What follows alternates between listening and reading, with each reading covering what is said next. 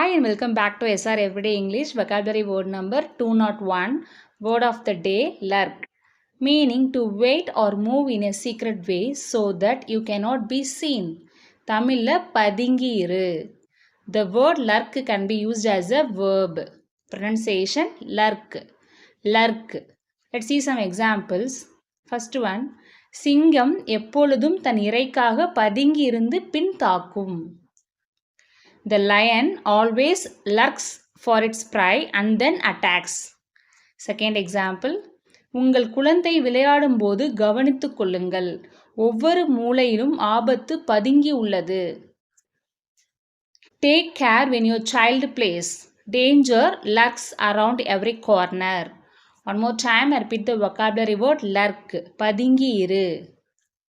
Hit the like button if you like this video and do subscribe for more updates. Thanks for watching.